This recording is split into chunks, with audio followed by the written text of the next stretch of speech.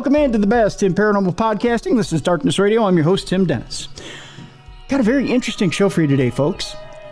I have a guest with us today. You know, it's not the first time we've delved into ITC, into a realm that, you know, for some of us, we might say, well, instrumental transcommunication is a field that if we're not psychic, we feel like we can get into and hear the voices of the departed. But my guest today would tell you that you do need to be a little bit intuitive in order to get into ITC, which this is going to be an interesting conversation today. I get the feeling that we all do have a little bit of the intuitive in us, and I'll bring this up with our guest today, Joshua Lewis. He has a very interesting communication device called the H.O.P.E Spirit Box, or HSB1. I downloaded his app to try it, and I found it very interesting. We're going to talk about that today as well. His app is amazing. And if you go and watch some of his videos on YouTube, we'll have a link in the description of this program so you can go watch some of his videos as well. They're very intriguing. Let me tell you a little bit about Joshua. We'll bring him on the program. We'll get this discussion started. Joshua Lewis is someone with a troubled past. He struggled to understand the world around him and his purpose within it. Following a simple spiritual path, he would come to understand his purpose in a very profound way. In 2012, his intuitive nature drew him to seek the truth regarding paranormal events and the existence of an afterlife. What he got was way more than what he bargained for. As his intuitive abilities developed, he discovered he was able to communicate with souls on the other side.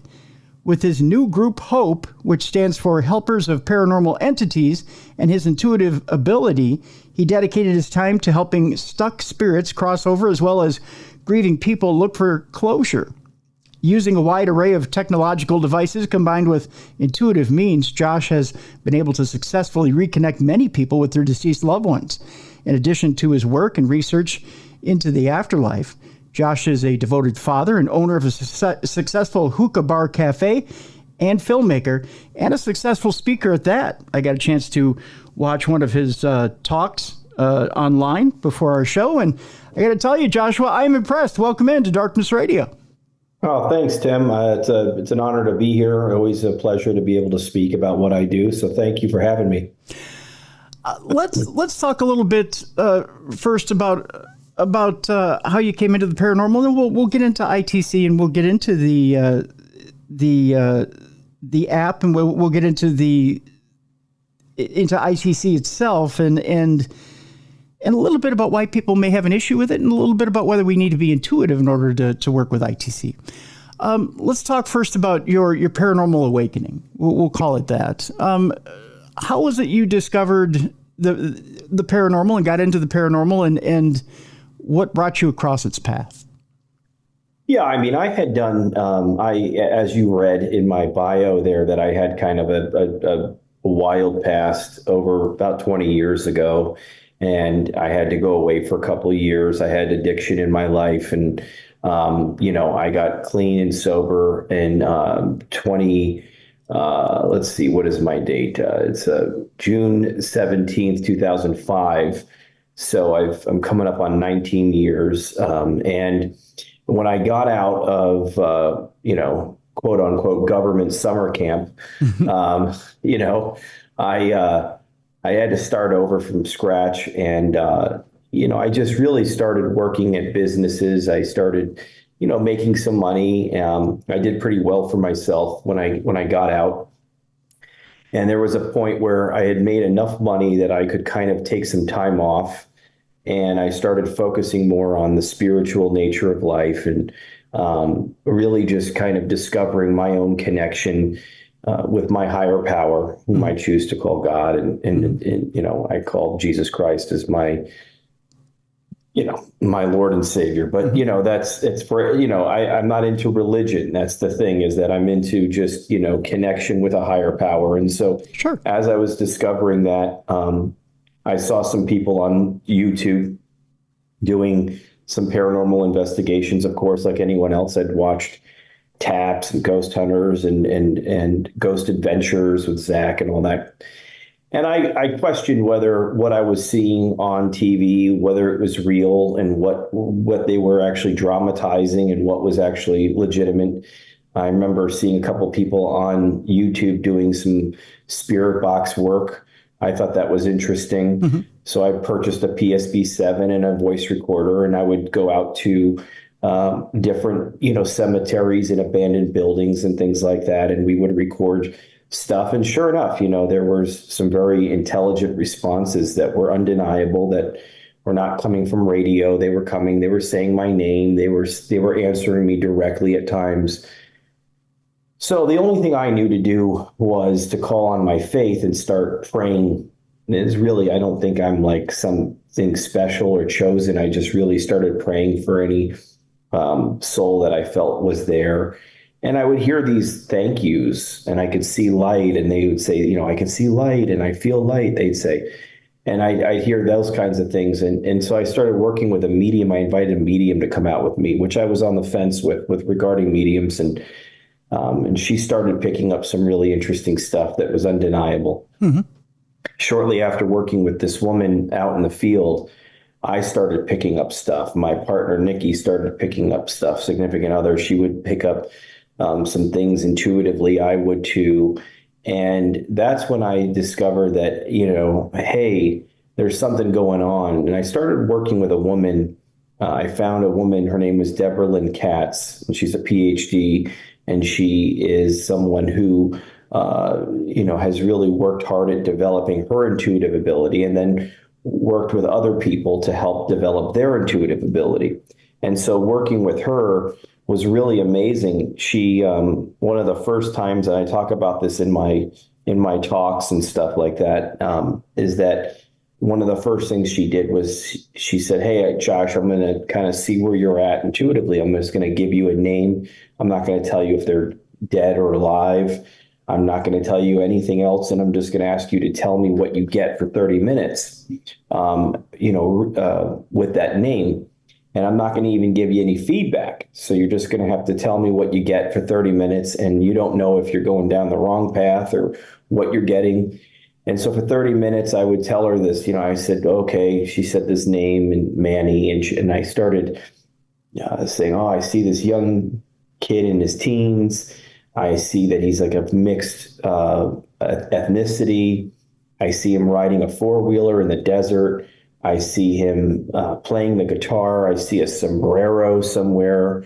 I see, a number of other things that were very random, it seemed. And then at the end of the 30 minutes, she said, okay, that's enough. I've written it all down. She says, and I'm going to tell you. She goes, so Manny, she said, is my son who is alive. And she says, and, we live in the desert. His father is Filipino. I'm white, she said. He rides his four-wheeler around in the desert. He plays the guitar in his room. On his wall, he has a sombrero hanging on his wall, and a number of other things that she confirmed. So that was a really eye-opening experience, because everything I felt like I was getting, I felt was wrong. I felt was random.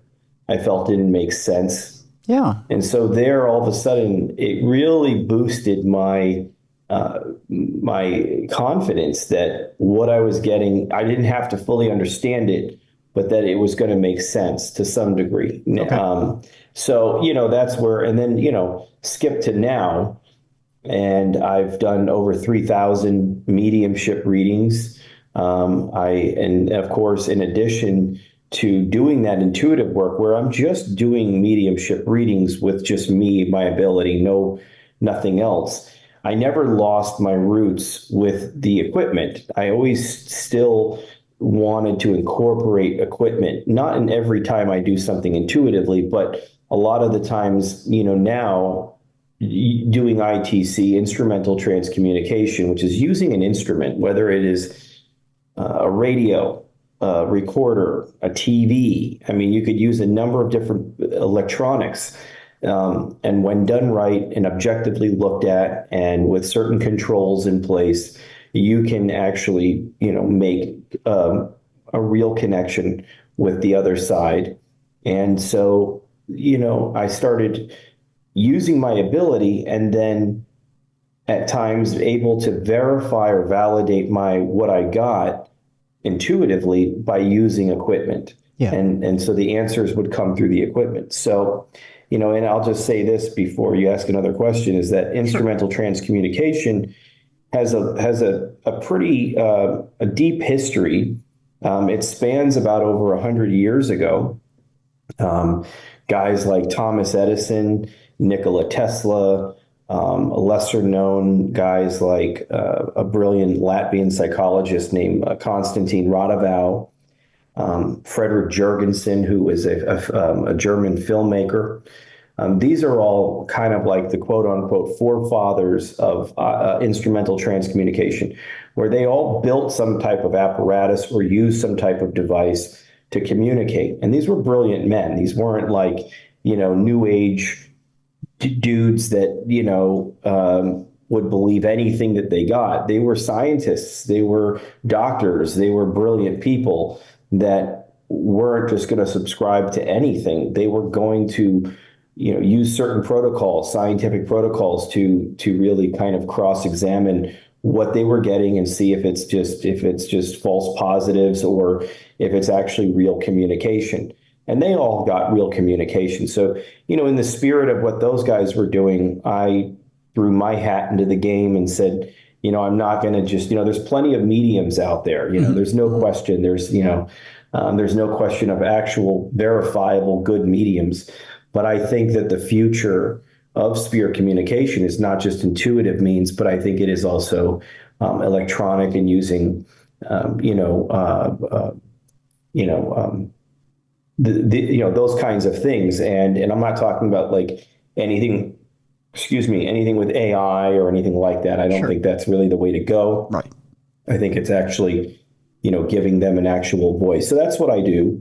And now I've done over 500 box sessions, personal private box sessions for people where I have to use my ability, like you mentioned in the opening, I have to use my ability to intuitively connect to the intended soul. But then I give them a chance to come through my equipment as well. And it's very advanced stuff. And a lot of people in the paranormal community, without taking anything away from them, I think there's some great people that are just not ready to sign on to some of the stuff that I'm doing. Some people have said, "Hey, you're fake," or "This is fake. There's just no way that this could be real." I understand that skepticism, but it doesn't make it any less real what I'm doing. And I've worked with some PhDs other than Deborah. I've worked with the BICS Institute, Bigelow Institute of Consciousness Studies. I've spoken at the Monroe Institute and IRVA conferences, the International Remote Viewing Association. So, I'm always willing to put my money where my mouth is, in the sense that there's no part of my process that is off limits, proprietary, or behind the curtain like the Great Oz. I could always show what it is I'm doing, the processes I'm using, sound sources, things like that. I think that's important. So that's where I'm at today. Yeah, very much so.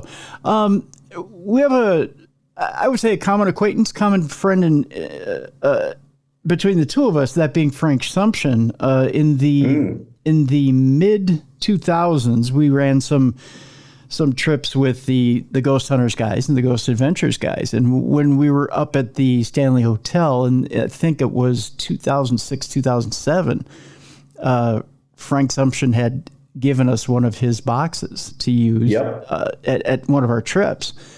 To say that it was a very interesting experience is putting it mildly. We got some wild stuff through that box. I know in one of your videos, you cite that Frank had given you one of his boxes, which is a rare, not only a rare treat, but a rare gift. But you said you had some issues with that. And I was wondering if you could expound on that here on the program as to what the issues are that you have with the Frank's box. I don't think there was really any issues. I think there was a story. So I had the pleasure in 2013 of getting to know Frank. And so, Frank was a very eccentric guy. He was someone that was he was not afraid to tell you what he thought. Yep. And so, he either kind of liked you or he didn't. And, I don't claim to be best friends with the guy, but I Sure. mean, we got to know each other briefly over a course of a year of just exchanging messages.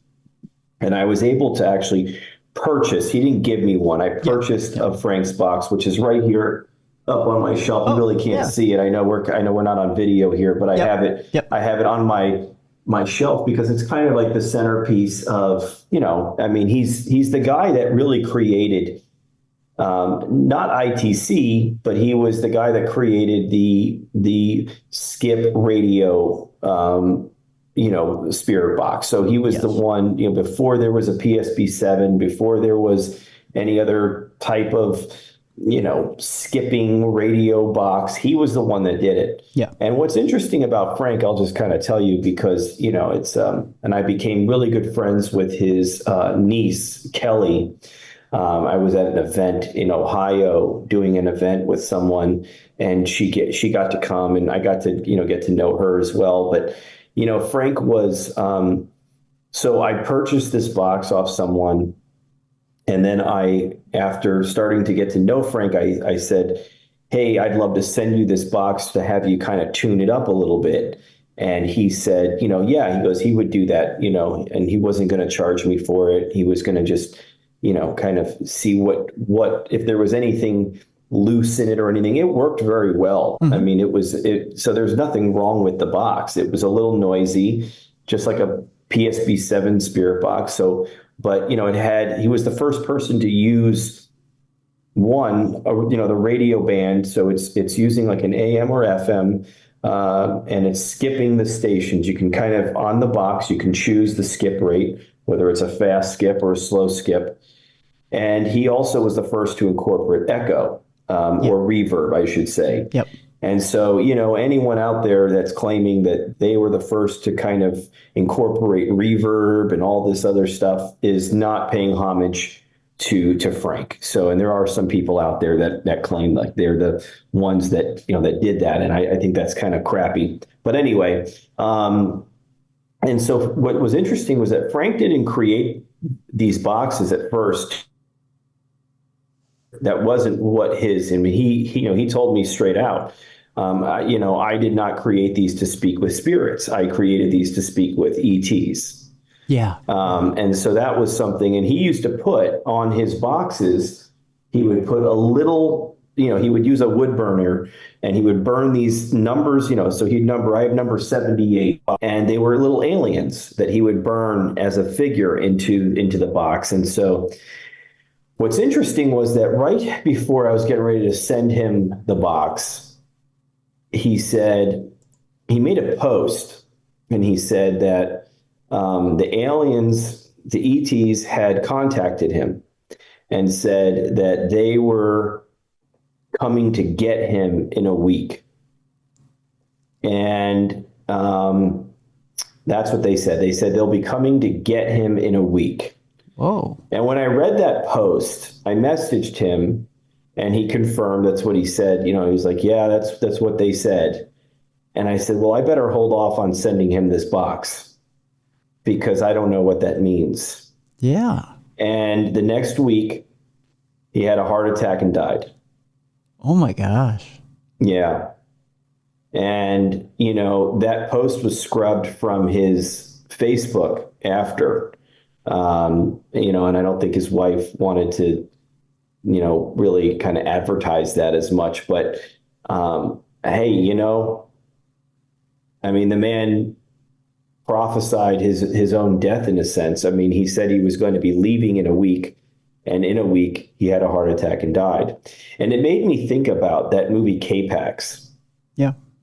Because Kevin Spacey claims to be the alien, and he's able to, diagram certain constellations that we haven't even been able to even map out. So, everyone's kind of trying to decide whether he's an alien or not and all this stuff. You know what I mean? It's very interesting. But, they put him in a jail cell pretty much to kind of keep him, held captive. And in a week, or I mean, in a week, he said that he's going to be coming, they're going to be coming to get him. Mm-hmm. And what I find interesting is that when they go to his cell, they find his body on the floor underneath the bed. Yeah. So the body was still there, but the soul of K-Pax, of the alien, I forgot his name, but Mm-hmm. he was gone.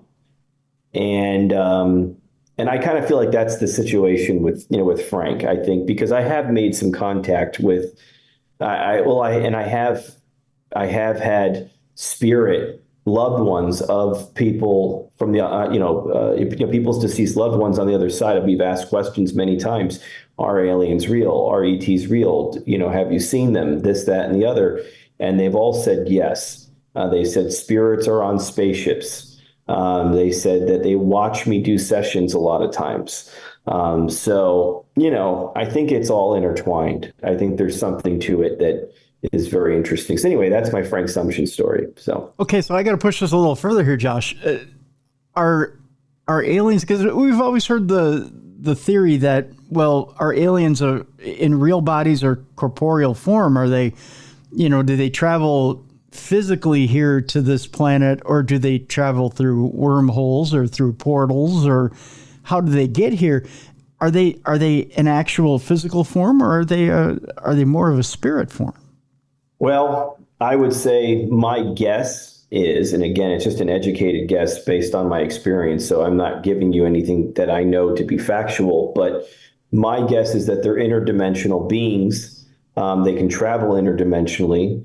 They've mastered that. I think they are physical, but they can dematerialize, or Star Trek, beam me up, Scotty kind of situation, because there's no way for them to just travel by light or at the speed of light. It would take too long, even in some of these places. So wormholes have to be, portals have to be, they have to be real. I've heard the spirits talk about portals all the time.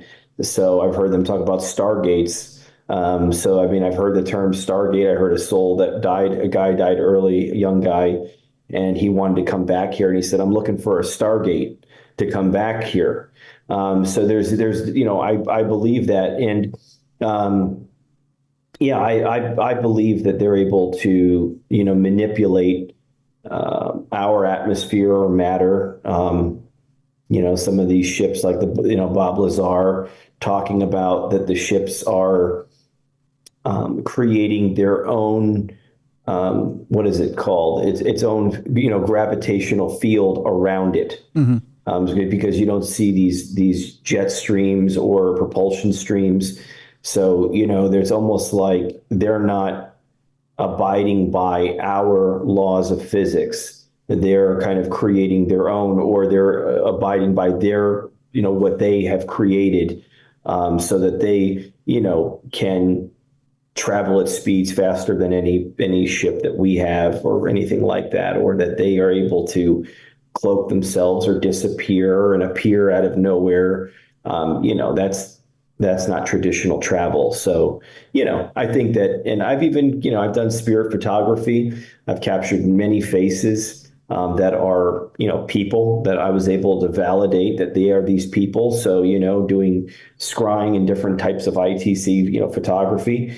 And I captured an image of what I believe to be an alien being, two big eyes and a oblong head. And, so they've talked about it. Spirits have said, yes, they watch you. They've even said the word Anunnaki before, Anu and Anunnaki. So that's very interesting stuff. Very interesting. That kind of lends credence to something Timothy Hogan said here on the program about there being stargates within the Egyptian tombs. Some of the Egyptian tombs that we're not able to get main access to. I mean, like you and I can't walk into some of the Egyptian tombs that he can walk into, but in some of the top levels of some of these Egyptian tombs, there's an inscription in Egyptian that says Stargate.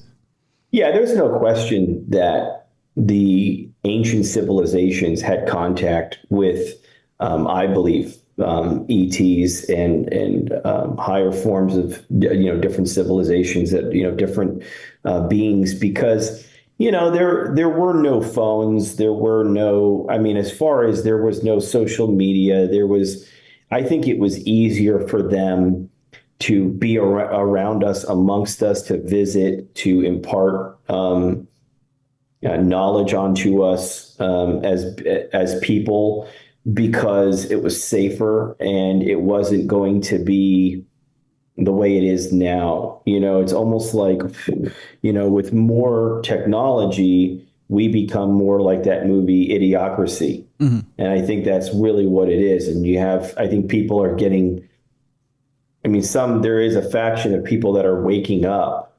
evolving on a spiritual level. I do believe that. Mm-hmm. But I do think we are getting dumber as the devices are doing more for us. Our brains are doing less. And so, I feel like there was, some real understanding. I mean, you've got these hieroglyphics, you've got these depictions in their art of ships and beings coming and visiting, and that was their memes, those were their social media, that was their way of sharing it. But it was done in a different way, and I think it was, so yeah, I think that stuff is very real. I also don't think that it's negative. I don't think it's, maybe there is a negative race out there, the reptilians and all that stuff. I don't know, but from what I've gathered and what I've felt, especially from what's come through the equipment, it sounds like, they're observing, they're trying to help. They don't want to see destruction mm-hmm. on our Earth. We're 90 seconds away on the doomsday clock from midnight now. That was just updated again from last year. So that's probably the closest we've been I think, since it was created in 1948. So, we're not doing so well as a human race right now. I don't feel like. I think we're kind of, we're having some issues here, and that may be why we're seeing some more of these visitations, or, and some people say, there's two factions to this. Some say, no, there's no aliens, but there are UAPs and there are ships and there are these, but that's ours, and it's our government lying to us. And then there's people that say, no, there are beings, and yes, our government may have ships and all that stuff, but there are beings, and they are visiting, and they are trying to help us. And it's not a false flag situation where they're trying to, So anyway, yeah, I know this isn't that's not the show that we're talking about, but this is where it went, I guess. But it's interesting that information will come through as well in this ITC, and it's interesting how all this is tied together. You said something there that's very interesting, and it's an interesting conundrum, and that is that the more we use technologically, and I'm paraphrasing here, kind of the dumber we get, because it seems to me that we are a prove-it society when it comes to technology. If you can't prove it to me scientifically, I don't know that I believe it. Yet when it comes to the afterlife, it seems, especially lately in the paranormal in the last 15, 20 years, if it's not on television and it isn't proven in a scientific method, you can't prove to me that it doesn't exist in the afterlife. If you can't put it on television and you can't use a device to prove it, well, then I don't know that you have any evidence. Does that seem like an oxymoron to you? And we'll take a break here in just a bit after we answer this question, and we'll come back and we'll talk a little bit about the ITC. Does it seem like an oxymoron to you, Josh, that the only way I can prove that a spirit exists is if I can funnel it through some piece of equipment? I'll try to answer this as quickly as I can, but sure. It seems like, people are more inclined to believe the medium a little bit more than what I'm showing through my ITC. And I think it's because of the AI and the ability to fake stuff. And unfortunately, there are a lot of fakes out there. And I'm not going to name them on your show, but sure. Yeah. I could name them. I have names of people that I've outed as fakes. and it brings a terrible name, to what we do. There's debunkers out there, which I respect the debunkers, but they've kind of made it a personal attack situation on a lot of people, and then anyone else that's trying to show paranormal stuff really is focusing around evil and darkness because that's what sells. That's what gets the clicks and the views. So I think that, someone like my kind of work gets lost in the fray when I'm out there saying, hey, listen, I'm willing to prove it. I'm willing to show you. I'm willing to, be put in certain controls and go through all that stuff. But I'm one amongst many of a channel that's sharing. And I mean, there's channels with the words ITC in their name, and they're complete frauds. I mean, just absolutely complete frauds. And they have boxes that look like mine right there. And, and they're just fake. So it's a shame, but, I don't blame people for their skepticism, but, everyone gets real nasty online. They can get real, they get real bold and brazen with how they act. And I think that's, it's tough. It makes it hard for someone that's real to do this. Let me ask you this last question, then we'll go to break. How do you feel about, and I take it you've seen these challenges that are out there. There's the James Randi Foundation challenge. There's a new one that's out there now. There's a paranormal group out there that's put a $500,000 challenge out there. That's a little less stringent than the James Randi Foundation challenge. When you see these challenges out there that say, well, just prove to us that there's a paranormal ability out there, that you're able to prove paranormal exists. I think that's what the new $500,000 challenge is. Do you think that when you see that, do you see loaded trap? You're out there to disprove, or it's for me, it's a loaded trap. I don't mean to cut you off. Sure, I just want to say that I think it's a loaded trap. I think if they were really serious about finding the truth, they wouldn't be so cynical. They would be more open to it. I mean, the Bix Institute, at least they offered, Robert Bigelow offered a prize for anyone that could, submit a very compelling essay on the afterlife, the existence of the afterlife. And I messaged them and I said, you can keep your prize money. I would work with you for free. And they took me up on that offer, and they conducted 2 very controlled blind experiments with me with great results. Now, the winner of that essay contest was Jeffrey Mishlove. And I have an interview that will appear on his show at the end of this month. And I think he's a brilliant man and all that. And so I think he did well. But, when the James Randis, and there was another guy, some magician or some kind of illusionist that tried to challenge me. And I said, it's a loaded trap, man. You're never going to pony up the money, number one. You're never going to admit that you're wrong. I'm sorry, you're not. You've been banging your hammer for so long that you're going to let some random guy come through and prove you wrong. You're not going to be open to it. It's just you trying to get attention by saying, I've got prize money that I'm willing to offer. So it's always like, if you're objective and willing to work with me, then I will work with you. And if you're respectful, then I'll have no problem working with you and showing you what I do. I mean, one of the most compelling cases I ever did, and I've done so many, is the one with Gabby Petito, who was, of course, the young girl that was missing when her boyfriend, Brian Laundrie, murdered her. And I reached out to her before her body was even found. I was able to channel exactly what was in Brian's notebook, his diary that wasn't found for months and months later. I mean, word for word, almost what was written in that journal that was found 6 months later, I was able to get intuitively. Then when reaching out to her through my equipment, she was able to say that, Brian did it, that he hit her in the head that she was hit in the head with a blunt object, that he was dead, that he shot himself. All of those things were facts about her death that came out in sessions that were posted to the channel well before autopsy reports came out or authorities released any details. There was no way for me to have any of that information. And that's one of the best documented cases that I have. So, right there is legitimate proof that those guys just don't want to look at. Yeah. There's a lot of these amazing light anomalies that show up in my sessions. And this is not dust, bugs, or water vapor.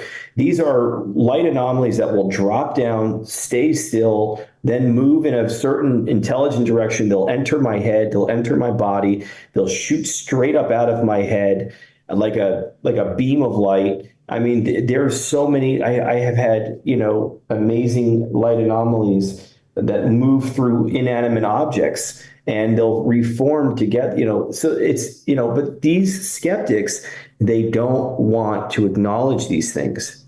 They want to try to say, oh, it's sound pareidolia, or it's just got to be dust. And they're not being honest with themselves. They're not willing to be, because it's cognitive dissonance. Cognitive dissonance is two opposing ideas that cannot exist in the head at the same time. And so if someone's belief system is so strong, they're just not going to open themselves up to any new information. And so, I laugh at those challenges, but I also would work with legitimate skeptics or legitimate people that are really trying to find the truth. So, yeah. Well, what we're going to do, we got a link in the description of this program to your YouTube page, so people can go see those videos for themselves. I encourage people to look at the lecture. There's a lecture that you take place in that I took, and I watched the entire lecture. I was impressed by the lecture, how informative it is, especially the science behind the lecture, and the fact that you are well educated in the field, and the fact that you do combine science with the supernatural, and the fact that you again keep yourself well grounded, well versed in both. You keep one foot in the here and now, one foot in the supernatural, and it's really hard to, I think, for these skeptics to come at you and say, well, I think I can debunk you. I think it's harder for them. Yeah, I do. Yeah, I would say so. Yeah. I tell you what, let's take our break here, Josh. When we come back, let's talk a little bit about the ITC that you have out there. Let's talk about the app you have out there. I downloaded the app earlier today and got a chance to play with it a little bit. And we'll talk about H.O.P.E, Helpers of Paranormal Entities, and we'll talk about Dr. Katz and your relationship with Dr. Katz. And we'll talk about talking to Ingo Swann, which was very interesting. I got a chance to watch your interaction with Ingo Swann earlier today. So we'll do all that when we come back. Our guest is Joshua Lewis, and he is the founder of H.O.P.E. And man, we got a lot on the other side of this program. We'll talk a bit about his ITC and his app, which is available right now. We have links to all of this in the description of the program. When we come back, we will talk about the H.O.P.E Spirit Box Pro, or HSB1. It's interesting technology, folks. When we come back, we'll talk about it right after this on the best in paranormal podcasting. This is Darkness Radio.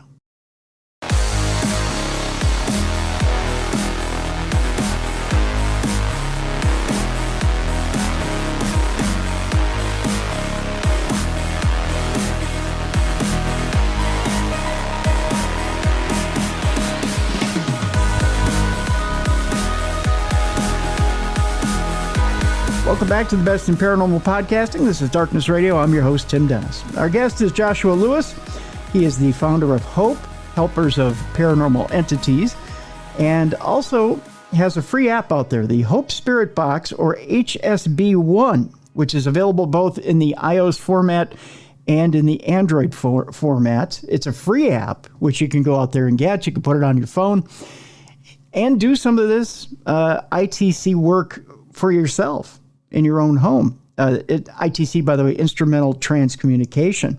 We also have a link to Joshua's YouTube page. And one of the things when you download the app, Joshua, it does link you up to the YouTube page, so you can go. It's what's interesting about the app is, first of all, what I love about it, you have instructions right away on how to use the app. So it walks you through the app. Second thing is you've got a link to the YouTube page, So you get an idea of the background of, what you're using there and what you're doing. So you're never walking around blind with this thing. I think the first thing when somebody downloads, and this is no knock against the Ovilus or no knock against any other form of ITC, but a lot of times when you get a piece of equipment like that, you're kind of walking around blind, right? When you get a spirit box or something like that, you just fire it up and you start asking questions into the ether. You don't know who you're talking to, what you're talking to, or what you're doing. But what's nice is you're kind of walking people forward and you're getting an idea from Jump Street. You really are getting an idea of what you're doing. And you're getting the history right away. I mean, you gave us some of that history at the beginning of the program. And you're getting a full idea of what it is you're jumping into. But one of the things that really impressed me is that at that point, you introduce us to Dr. Deborah, and who's your mentor. And then one of the things that was brought up, and this is one of the things that I wanted to also ask you, it is that you state that with the HSB1 is that you have to tap into a little bit of your intuitive self. Now, I always thought until recently that, I thought I was as dead as a doornail when it came to psychic or intuitive ability. But then I've been told by different people, different psychics, different people who are intuitive themselves, everybody has a little bit of intuitive ability in them. Are you of a mind that that's the case, Joshua? Yes. I think that we are intuitive beings. I think it's a part of everyone.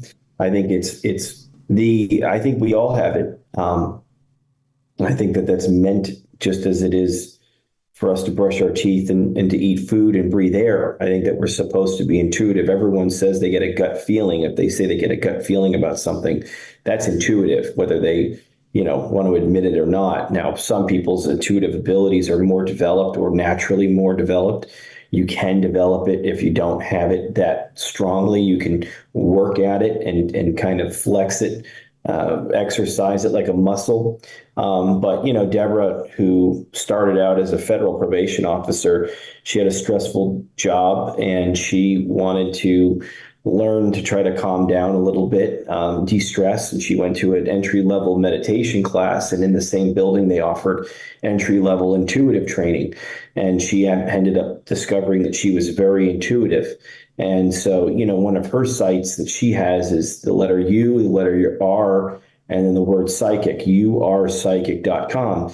And she has the International School of Clairvoyance. Her and I will be, we've hosted some events. We did a master class together, and we're doing another one we're doing a physical event in St. Augustine, April 26th, 27th, 28th. It's called the Ultimate Paranormal Experience. So we'll be doing that together and taking people through intuitive development and paranormal investigation. And so, yes, she believes that. I believe that. And anyone can turn on a box and get a response. But when you tune into your own intuitive ability and try to connect to something on the other side, the results are going to be better. And you will get a better interaction. So I think what's interesting about my free app, and unfortunately, it needs to be updated. Technology is moving so quickly, where these platforms like Android and iOS, it's still okay, but Android, it's saying now that it's only working on what is it? It's what are they saying? It's so newer devices it's not compatible with right now. So it's got to be an older Android device. I don't know what age I think it's just, I don't know, but it needs an update. And unfortunately, because it's a free app, I have to work with the developer when he's willing and able to keep getting it updated. So there is an update that will come. Okay. But it's, unless you have an older device or an iOS, you may not be able to get it or to work it. Fortunately, if you're really serious about it and you're interested, excuse me, there is a pro version, and it's only meant for laptops and computers. Okay. So that's called the HSB Pro. And the HSB1 is the free device for iOS and Android on the phone. And the HSB Pro is a way more advanced version of it.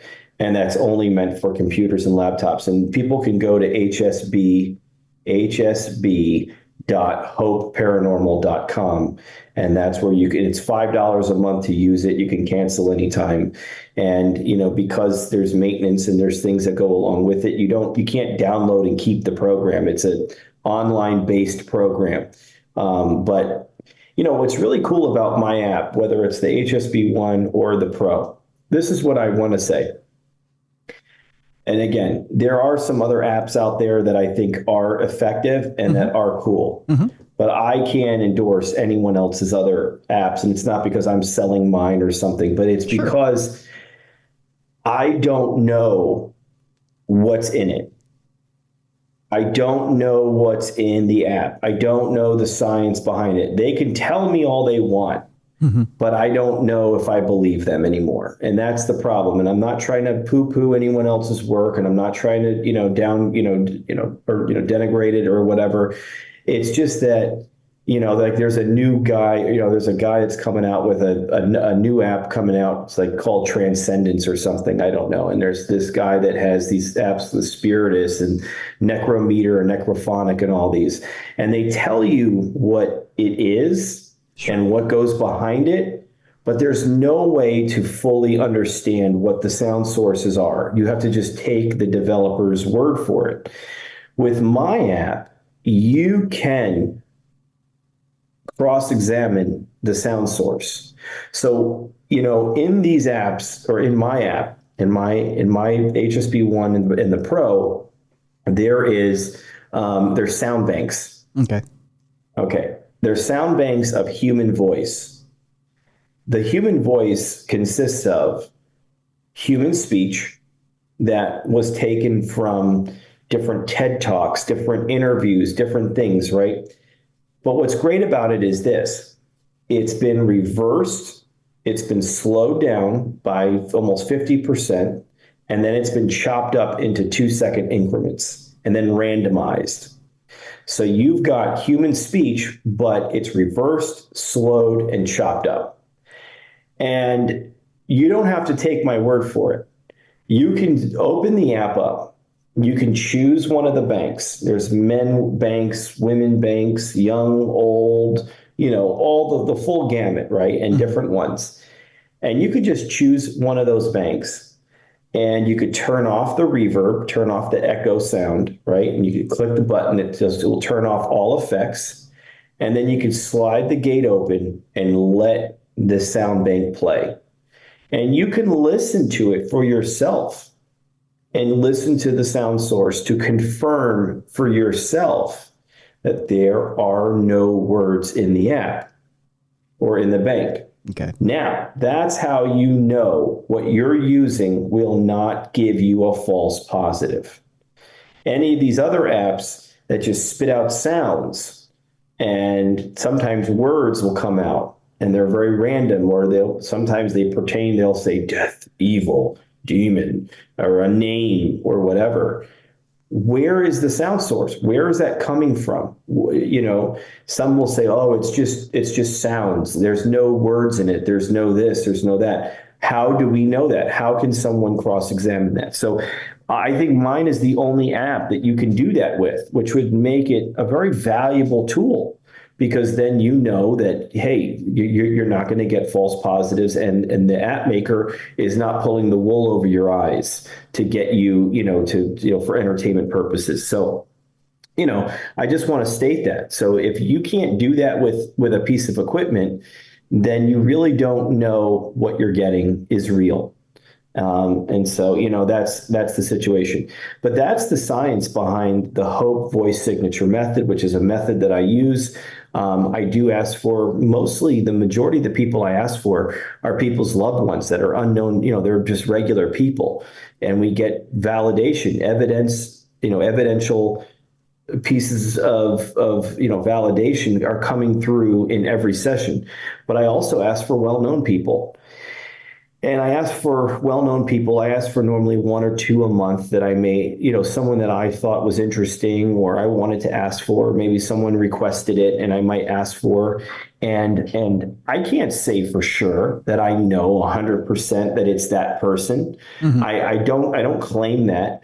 I just do my mediumship work where I connect with whoever it is. I focus, I connect. I feel like I make a connection, and then once I feel like I made a connection, I then will ask for them to come through the box. And 90 something percent of the time, the responses that come through are factual or indicative of what that person would say. I like to use that person's voice, and like I said, I'll take the person's voice, I'll reverse it, I'll slow it down by half, chop it up into little random bits, and I will feed them their own voice. If they don't use it, we will get nothing but gibberish. Okay. If they do use it, we will get a discernible word or phrase that will pertain to what I'm asking or what I'm speaking about. And that is really cool. So you brought up the Ingo Swann thing. Yeah. Deborah. Before we get to Ingo Swann, can I ask you a question here? Yeah, sure. I mean no disrespect by this, so please don't take it that way. Yeah. There are certain camps in the paranormal that find it a little ghoulish to go after someone who, especially someone of fame who might have passed away due to tragic circumstances, and try to get them to, especially right after they've passed, to try to get them in an ITC session and get them to comment. I won't mention names on this program, but they try to do it right immediately after they've passed. I know who you're talking about, and I worked with him, and I thought, I thought highly of him at one point until he did some really horrible things to me that, I've been very public about. And so, it's really no shock as to what that man did. And I'm not going to say it by name, Sure. but, he really, I've never seen someone do so much good for a field at one point and then do so much bad for a field. I don't know how else to describe that. So I really kind of have to, try to remove myself from what that guy does. But I will say this. Okay. I'm sorry that people feel the way that they feel regarding they think it's for views and for clicks. Mm-hmm. And there is some truth to that. First of all, what I do with love and respect. Okay. So I literally am asking for someone. I believe the contact right after is stronger. That's just for me. I mean, that's what my interpretation of it. That's what the evidence has shown, that if I ask for someone within a couple of days of their passing, I get a better interaction with them than if I wait years and years. Okay. I still will get interaction from them if I ask a year or 2 years later. But if I ask a few days after, I do get, and so I've seen this other guy post videos of people that died that day that they died. And that's really shitty. And I get that. Excuse my language. But, no, it's fine. You could wait at least a couple days, at least a few days, for crying out loud. But also, this is the thing. If they don't want to talk, mm-hmm. Now see, they say, well, that guy's fake. And so when he's doing it, he's fake, and he's just doing this for views and clicks. Everything I've always done is real, and I can always prove that. I don't know, whether that's accepted by certain skeptics or not, but I'm always willing to, talk to these skeptics. I'm always willing, if you're respectful. What I do is respectful. I give them a platform, an opportunity, the soul that just, passed. I give them a chance to speak. And if they want to speak, they can. And if they don't, then they don't. It's not like I'm putting a gun to their head and saying, you have to do this interview for my channel. If they don't want to talk, they don't. And that has happened in rare occasions where someone says they don't want to speak. Okay. But for the most part, they have something that they want to say. They do want to talk. They want to get a message out. Why not wait months and months and then post the session, right? I'm going to tell you exactly why. Okay. I want more people to see this work. I want more people to see what it is I'm doing. If I do the session and it's a good session and it's respectful and done properly, why am I going to wait for it to be months and months after because of society's expectations of what their idea is of what death is? They think it's this ambulance chasing or whatever it is that they think they want to call it. I highly disagree with that. I understand what it looks like, but the majority of people do not see death and do not understand what it is that I'm even doing a lot of the times. So they don't get it. There's the news will post all this stuff. They'll do exposés on these people. They'll post all these videos about, their work that when they were alive. That is getting them ratings. Okay. Yeah. And they're posting stuff about these people right after. Like if it's a hot topic, they're in the news, they're going to post Matthew Perry just passed. This one just passed, or this one, the Queen just passed, or whoever it was. But, I'm doing it in a respectful manner. I care. And so, I want more people to see it. I want to be respectful. But if the person came through and gave solid messages that they want to be heard, why am I going to wait months and months after when a lot less people will see it? Just to appease the certain amount of people in the paranormal community that want to cry foul, they don't even think what I'm doing is even legitimate in the first place. So why am I going to appease those people? I don't have any desire to appease that community. So it's a shame, but I mean, it is what it is. I've asked for people that have passed, within a few days, and then I posted that video normally about, 3, 4, maybe a week after their passing. I've also asked for people that have died many years ago. I asked for Marilyn Monroe 66 years after she passed. And, there's a lot of people that want to see those sessions. But, of course, there's always going to be those people, those are, that's so foul what they're doing and all this stuff. And, they're just, one day that won't be the consensus. But, this work is ahead of its time. But you've got guys like who we were just talking about that can bring a bad name, unfortunately, and the way that they act and the way that they are, it can really bring a bad name to this community. There's a guy out there, like I said, he's got 374,000 subscribers and he's got ITC in his name. He doesn't show his face, but he just shows his box. And he's got all these celebrity faces all over his channel. And, he's a fraud. I mean, I outed him as a fraud. And I mean, and I've been very open about that. Again, I won't say his name because I'm not trying to get into all of that right now. I'm not trying to do a Cat Williams interview right here. But, I mean, at times I very well could understand what Cat was talking about because some days I just want to go off on so many of these fakesters and fraudsters and these people that are out there that are full of crap, you know what I mean? And they really make what I do a lot harder. So, understandable.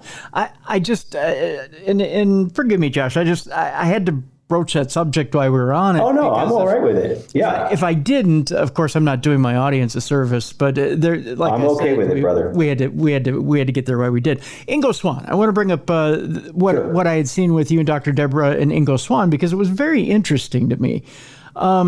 Mainly because when I see you communicate, first of all, it was the video I'm watching. I think you were kind of amazed at the point where Dr. Deborah brings in Ingo Swann. I think it was kind of amazing to you the first time you run into Ingo Swann.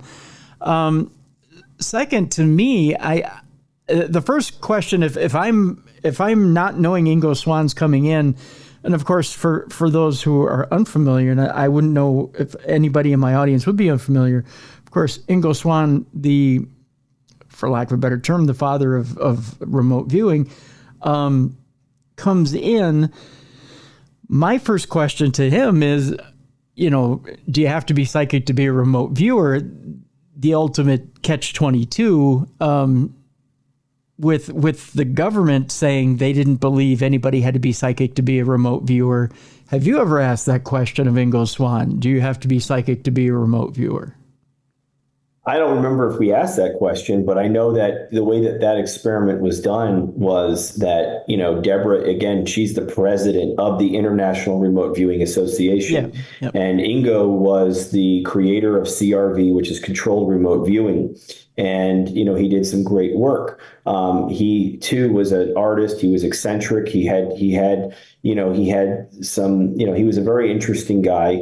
What was cool about that experiment was, again, it's another amazing experiment that proves the legitimacy not only of my ability, but of the ITC work that I'm doing. Because the way that she conducted that experiment with me was that she assigned target numbers Yes. Yeah.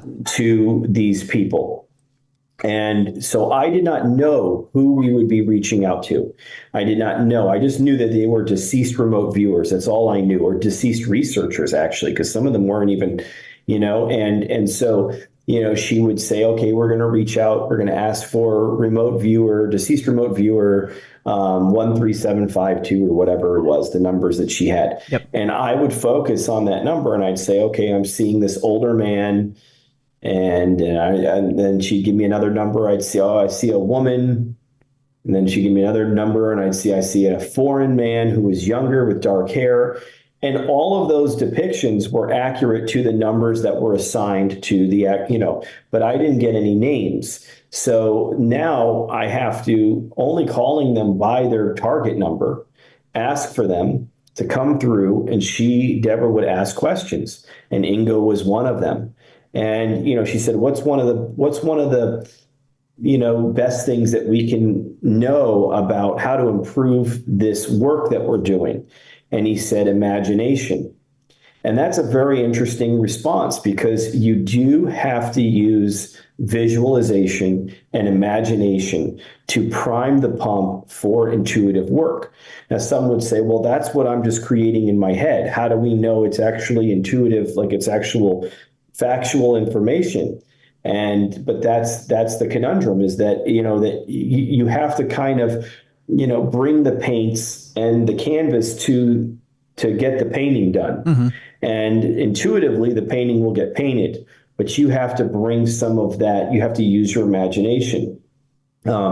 He came through with some really wonderful responses. He did very well. Russell Targ, who is someone that people know of, his daughter was one of the researchers we asked for, and she came through very strong and gave us some really great responses. One woman who was, I forgot her name, she was like one of Deborah's first remote viewing teachers, and we asked for her, and she said, I'm the same on this side. I'm the same person, she said, and that was really interesting. She said something about, middle age being like middle age is here. Yeah. Yeah. And I thought that was interesting, because it could be taken one of two ways. It could be taken that, everyone on the other side is of middle age when you get there. Like you kind of just are in a middle age, like your best age, you know what I mean? Right. Or I kind of took it as that the first 90 years or so here on Earth is just the first third of your life. Yeah. In the sense that middle age is over there, and then there's a neither higher level to go. Even once you get to the other side, there's still like a life that you're supposed to live over there for a while. And then at some point you graduate that stage. And I've heard that there's a death on the other side, that there's a death of like the astral body. So they say there's three bodies. They say that there's the physical body, which we have now. And inside of this physical body, there's something known as the astral body, which is made of gossamer light, and it looks like our body right now with arms and legs. And then there's something called the causal body. And the causal body is what looks like an orb and is the soul itself. And they say that, it's the spark of the divine. It's the spark of light that comes from God. And it is our true essence. It's our true soul, like it's our true being. And that we have to live a life as Tim and Josh, Okay. And then we're going to go to the other side, and we're not going to have the physical body, but we're going to have the astral body that's going to look like Tim and Josh, maybe in more of a middle age setting. Okay. But and we have a lot more of we still have our personalities, our memories. And then at some point, that astral body will have to die on the other side. Not maybe as crude as it is with us dying here, with like taking the death rattle and really having a heart, a physical death that way. But it's more of an ascension, and that death on the other side could be one of two things. It could be the causal body leaving the astral body, the orb itself leaving and going up to a higher realm of heaven or consciousness. Or if we have to, we may have to repeat life again down here, which is reincarnation. And so the astral body will die as Tim and Josh. And then the causal soul will come out of that body and go through a stargate into another, a fetus in a woman's stomach, and be born as a new character in the game. And that's what that's what I believe. So do you suppose, Josh, that causal body is the one that when people have near-death experiences, or when it's my time to go, that causal body is the one that I'm seeing when I see my grandparents, my stepdad, my mother, father, whoever it is that went before me? They're the ones who are greeting me, those causal bodies? I think those are the astral bodies. I think it takes about 500 years or less, actually less. But I mean, the guru that I follow said something about almost 500 years on the other side in Earth years. But it could take 100 to a few hundred years, really, of living as an astral body on the other side before you reincarnate, if that's what you're supposed to do. Okay. If you learn your lessons here and you wipe away your karma here in this life, then you don't really necessarily need to come back here again, unless you choose to help out.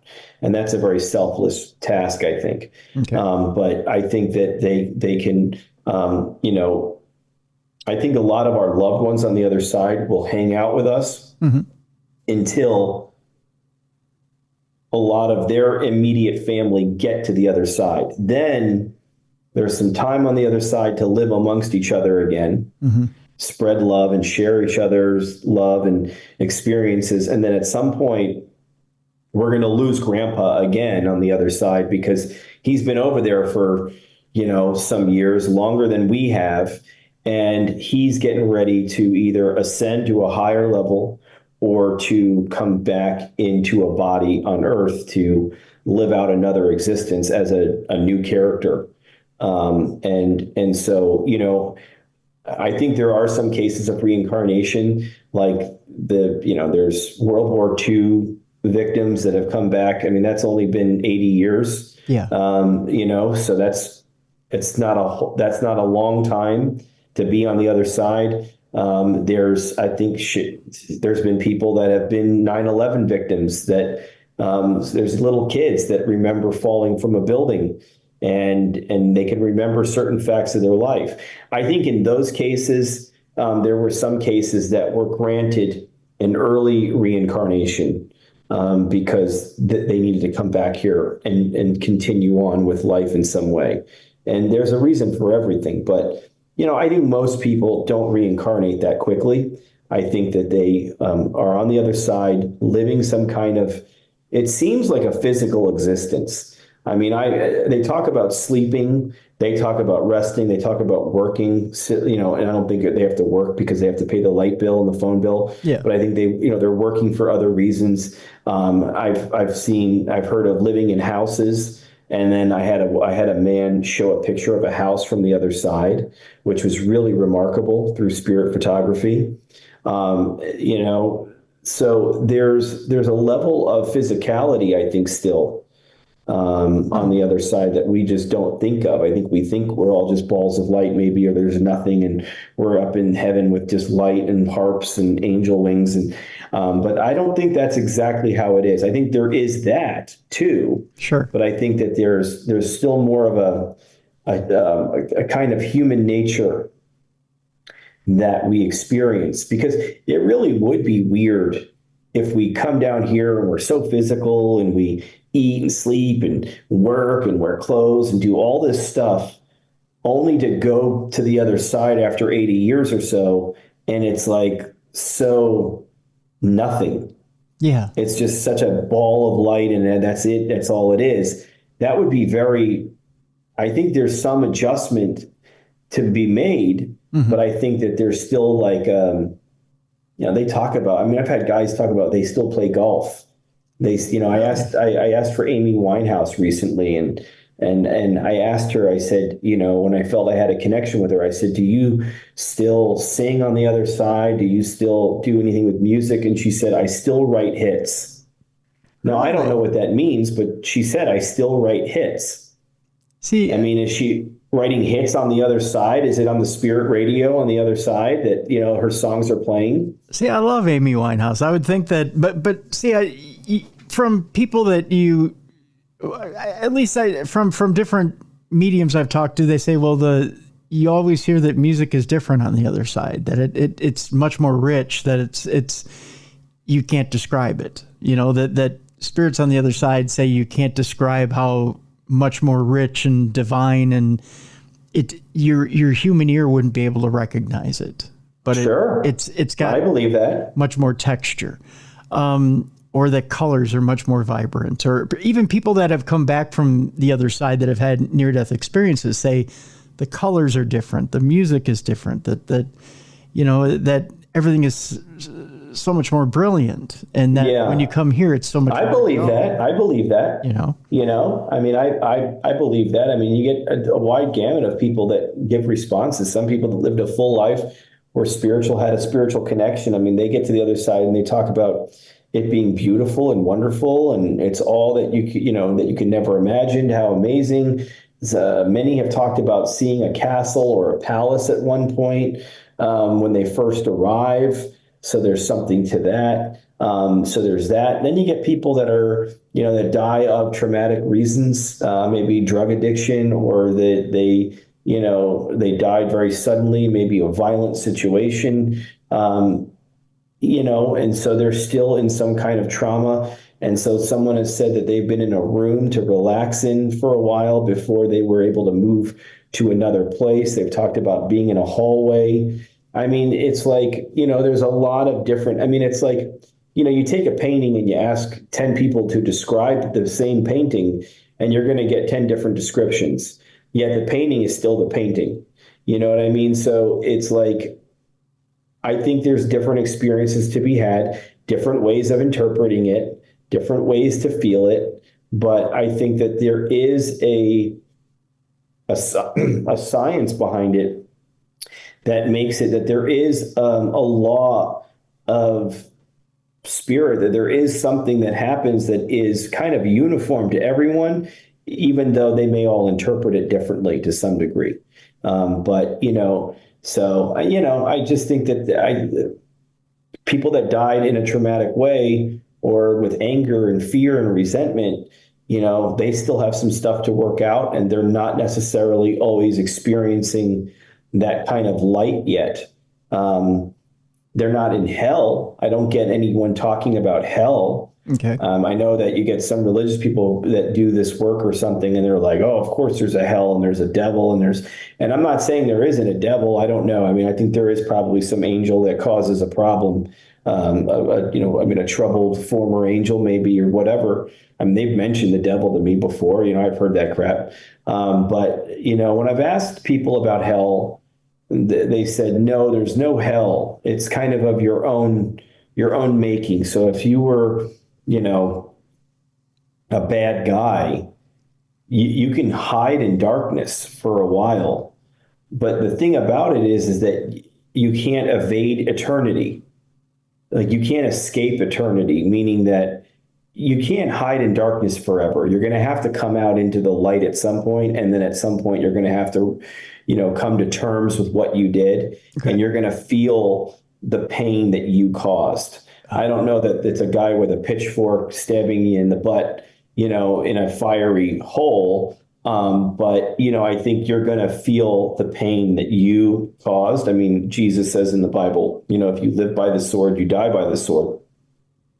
And he's not saying that, if you killed someone in this life with a sword, you're going to die in this life by a sword. Yeah. But he's saying that if you do that kind of negativity, that negativity will come back on you, whether you get out of this life unscathed or not. You will still have to deal with that reckoning. And it's not even that God that's judging you. It's you that's doing it. Like, you are the creator of your own destiny in some ways, that, whatever you do, you're going to reap the benefit or the consequences from. So, it's kind of like you are your own judge and jury. And I don't think people realize that. Yeah, I mean, well, that would make sense. I mean, the soul has to be cleansed before it can move on. So either you do it, or some process has to do it before you can ascend. I mean, that makes complete sense. Yeah. Let's before we wrap today, I gotta find out what exactly H.O.P.E does. Your organization. How was H.O.P.E put together, and what was it put together for? Well, I mean, we started really just, like I said, it was a few people, and we would just, go to locations, do those investigations, do some residential investigations, a lot of, and then we would pray and focus on light for any soul that wanted help. We pray for people that were alive, that were dealing with whatever trouble they were dealing with, and we believe that prayer would make a difference. The acronym was Helpers of Paranormal Entities, and that's what it started as. Now it's mostly just me kind of doing what I do, doing mediumship readings, doing the box sessions for people, doing the talks, and events. I do the live events. I do, I post on the channel. I do these interviews whenever I can, and I try to share more about everything. And I do group sessions for people every month. So there's that.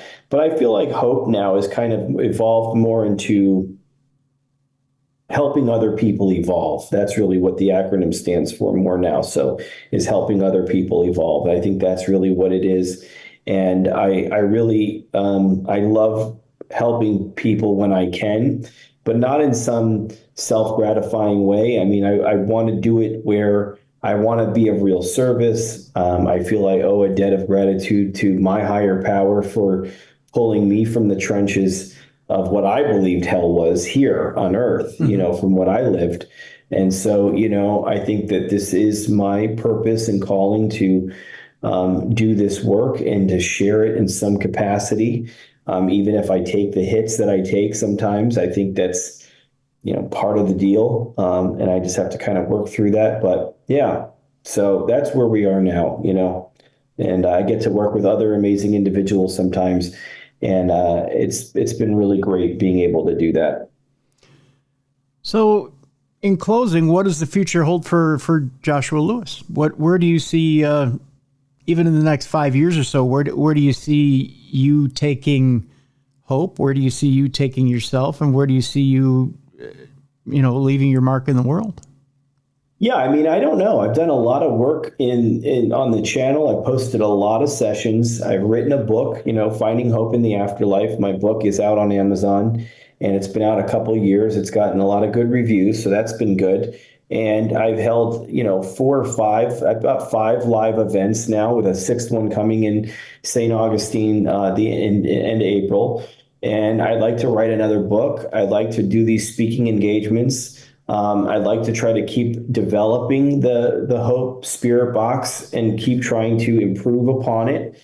But I really don't know. I don't know what else I'm meant to do. I keep asking God to guide me and share with me where he wants me to be and what he wants me to do. And if you would have asked me 10 years ago, hey, or if you would have told me, hey, this is what you'll be doing, I would have said, you're crazy. So to say, where will I be in 5 years? I don't know. I do not know what to tell you other than I just keep asking for the good guy, the good Lord up there to keep, putting me where he wants me. I guess that's really all I can say. Okay. Well, that's a good answer as well. Yeah. You can only go where you're guided to be. I guess that's a good way of putting it. Well, Josh, I want to thank you so much for being with us today. Again, the links are in the description of this program for both Hope Paranormal and to check out the SB1, SB Pro. I encourage you guys to check it out. It's and the videos as well. The videos that Joshua has put up are quite interesting. Not only the videos of him doing his ITC work, but the videos of him speaking as well. I encourage you to check out the video of him speaking about the science and the supernatural of what it is he does. It's quite intriguing, so I encourage you to check it out. Joshua, I appreciate you being with us today on Darkness Radio. Thanks, Tim. It was really a lot of fun. It was great talking with you. Thank you. Thank you. Appreciate you. I want to thank my guest today, Joshua Lewis, for joining us here on the big program. Again, check out the links in the description of this program for Hope Paranormal, for the HSB1, the HSB Pro, and to his YouTube videos. Let me know what you think. Tim@darknessradio.com. I'm kind of eager to see what you guys think about not only the science behind it, but the supernatural behind it, and get your feedback on what it is you've seen here. I'm interested in your feedback here to see what it is you think about the entire thing. I'm always interested in what it is you guys think about the programs as well. Let me know, Tim@darknessradio.com. I like to get you guys to weigh in. You can weigh in as well by going to our chat room off the Darkness Radio Facebook page. If you go to our Darkness Radio Facebook page, you'll see the little chat room on the right-hand side there. Just join us in there, and you can talk with people with like-minded interests as well. And we get in there and we kind of chop it up from time to time. We also have a Discord server that you can join as well. Darkness Radio Discord server, where we talk about those issues as well. So kind of wanting to get your guys' opinion on the topics on the program, and get you to weigh in on these different guests and throw your own theories around and see what you think, especially about ITC. I'm curious what you guys think about the different topics when it comes to ITC. Boy, have we got a doozy next week with Joshua P. Warren.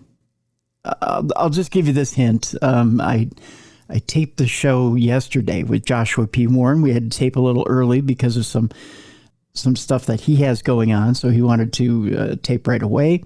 So we've got that show coming up for you next week. Boy, is it a doozy of a show. You guys are going to, I think, I can't wait to get the show to you guys. You guys are going to be impressed. He's got some interesting stories, some interesting stuff for you. That's coming up next week. But yeah, interesting stuff on the way for you coming up in the next few weeks here on Darkness Radio. We're upon the weekend, folks, and it's at this point of the program, I remind you to be a light in the darkness for somebody. You know, I saw a news story here today that more and more people are depending on the food shelves for their sustenance, for their food. It's a little alarming. You know, we're out of the holiday season now. Normally you see that around the holiday season, that people are going to the food shelves for their food. It seems like there's more of a divide. I'm not going to get on my political soapbox or anything. This isn't a political deal. It's just a need thing, that there are people out there that are suffering, that need that help. So this weekend, I would just remind you to be a light in the darkness for someone. If you are feeling like you have maybe a couple extra bucks in your pocket, maybe pick up a couple of canned goods or a little something to help somebody out, and just bring a few canned goods down to the food shelf for someone, or a warm winter hat, coat, or mittens or blanket for someone, and bring it to a place that it can be distributed to someone. It only takes a little ripple in that big pond that we call life to help someone in this life and help someone get by in this life.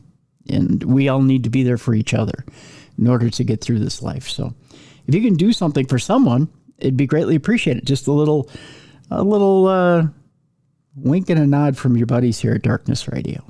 I want to thank Mally Fox. I'm grateful to Mally Fox this week for filling in. We appreciate her.